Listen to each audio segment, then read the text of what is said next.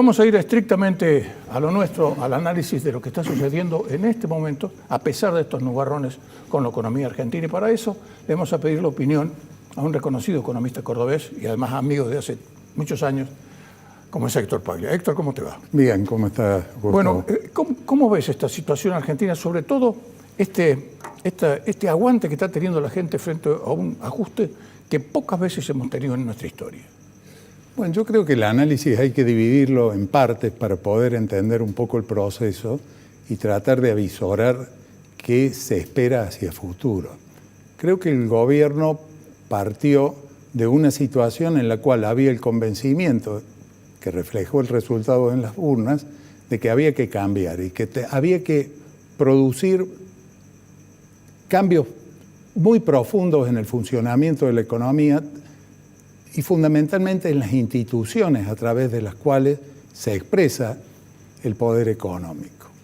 A partir de allí, el gobierno tenía distintas estrategias que podría haber escogido y escogió una. Dijo, voy a dilatar la puesta en marcha de un plan de estabilización tradicional y voy a ir a un ajuste violento de todo el sistema de precios relativos, una devaluación profunda.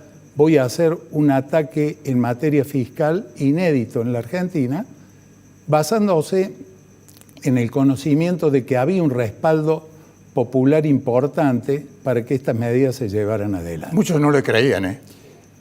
No se creía, o sobre todo la gran pregunta era hasta cuándo la malla social y el sistema político van a permitir que este ajuste se lleve adelante en estas condiciones. Por eso yo digo que el gobierno debiera aprovechar estas circunstancias en las cuales los mercados, pues son los mercados financieros sobre todo, que están aprobando la gestión y le están dando un impulso para volcar la mirada hacia el mercado productivo, que es el único que le va a dar sustento al ajuste fiscal hoy con proyección intertemporal hacia adelante. Si no, vamos a tener un ajuste muy violento, con fuerte caída del poder adquisitivo, con una recesión muy profunda, con un ancla del tipo de cambio que devaluándose al 2%, con tasa de interés al 4,5-5% e inflación entre el 11 y el 13, indudablemente no es sostenible en el tiempo. Efectivamente, a pesar de que Milei dice lo contrario, ¿no? Que dice, ¿por qué voy a cambiar? Bueno, a lo mejor Milei ha descubierto alguna nueva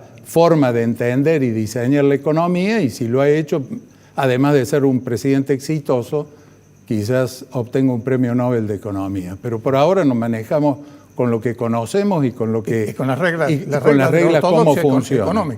Hoy nadie habla de producción en el gobierno. No hay ninguna señal de que el ajuste está orientado más allá de darle sustento a la única partida que creció en el primer trimestre de ejecución presupuestaria, que creció alrededor de un 7%, que fue el pago de intereses de la deuda. El resto, el ajuste ha venido más de 40% de pérdida de poder adquisitivo de las jubilaciones, más del 85% de caída en la transferencia a las provincias, y así podemos seguir nombrando una serie de factores que son las herramientas a las cuales echó mano la administración Milei para producir o para transitar, digo, esta primera etapa, que es una etapa de transición, esperamos, a un programa de estabilización y de crecimiento sustentable. Ahora, Héctor, esto no puede continuar mucho tiempo más. Y por eso yo creo que es fundamental que se comience a estructurar este proyecto que ha enviado el presidente al Congreso de la ley de bases, empezando a hacer reformas estructurales que den sustento a todo este ajuste, ¿no? Sí, además que la ley, el valor de la ley de base, más allá del contenido que ha venido bastante podado en esta segunda versión, está orientado al apoyo político que necesita un programa económico para sostenerse en el tiempo. Es decir, la aprobación de la ley de bases con la porción pequeña que tiene la Libertad Avanza en la representación legislativa, significaría que otros sectores están apoyando y le darían gobernabilidad y por lo tanto sustentabilidad al plan económico. Se ha introducido la semana pasada un factor de preocupación adicional que es la propia dinámica interna que está teniendo el partido de gobierno, claro, en donde se han producido situaciones que realmente uno no termina de entender y comprender, porque acá no podemos despegar... Son las apetencias políticas que conocemos desde siempre. Sí, y no podemos despegar lo político de lo económico, como no podemos despegar lo económico nacional de lo que pasa internacionalmente. Es decir, exacto, Argentina, sin tener en cuenta lo que sucedió este fin de semana, ya tiene elementos internacionales que le demuestran que el panorama que tiene no es tan favorable como el que venía teniendo antes. Es decir, las tasas de interés se van a mantener altas por un tiempo. Sí, efectivamente. Y por un tiempo prolongado quizás los primeros recortes lo veamos a fines de este año, principio del año que viene. Y también los precios de los commodities, si bien han dejado de caer, esa mejora de alrededor de 16.000 millones de dólares que se esperaba con la cosecha, y se va a ver mermada en unos 6.600 millones por la caída de precios. Se acabó la soja a $600. Exactamente. Entonces, todo ese panorama hay que tenerlo en cuenta porque no solamente es la nación, son las provincias también. Las provincias van a tener y están atentas a cómo deviene el programa económico nacional para adaptar sus finanzas y para adaptar sus medidas.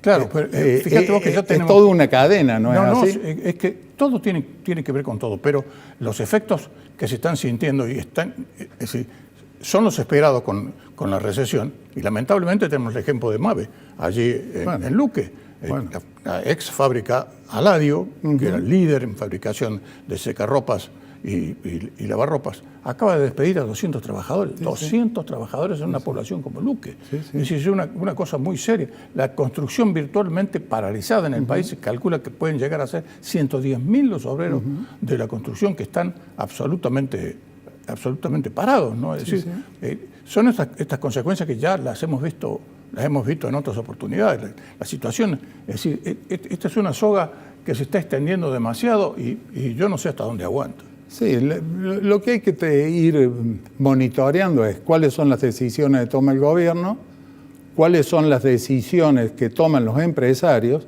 porque también en el sector empresario una cosa es el discurso público y otra cosa es cuando uno ya habla individualmente en cada uno de los sectores y ve los problemas por los cuales están atravesando. Y después cómo reacciona la política y la malla social, es decir, la licuación que han sufrido los ahorros de la población, sus ingresos fijos y la forma en que estos todavía no están impactados por un sistema de precios relativos que todavía no se ha terminado de acomodar. O sea, si vemos tarifas ya están anunciadas que siguen subiendo, no ha llegado en todo su impacto. O sea, hay una serie de factores que hay que irlos analizando y teniendo en cuenta para la toma de decisiones. En ese sentido, creo que es preocupante si uno ve que solamente esto se agota en un manejo de un Excel con variables financieras en donde el mercado sonríe, lógicamente, porque está dando garantías de repago de la deuda. O sea, hasta ahora, repito, el único rubro en el cual vemos que hay un incremento de partidas por parte del gobierno nacional es en el pago de los servicios de la deuda, que no hay que repudiarle a la deuda, hay que pagarla, pero hay que generar los mecanismos para que se entren al país las divisas necesarias en forma genuina, no en más préstamos. O sea, si la solución hoy se podría, por ejemplo, dolarizar la economía con un crédito de 20.300 millones de dólares o llevando el tipo de cambio a 1.500 pesos. Pero eso, ¿qué solución da al aparato productivo? Nada. Cuando vemos suspensiones, cuando vemos despidos, cuando el desempleo va a empezar a golpear en los próximos meses. Entonces, yo lo que digo es que hay que empezar a escuchar la palabra producción, la palabra eficiencia de la inversión productiva y tratar de crear las condiciones para que ésta llegue, porque ya la cosecha de por sí no nos va a salvar. Sí, efectivamente es así. Hay un tema que,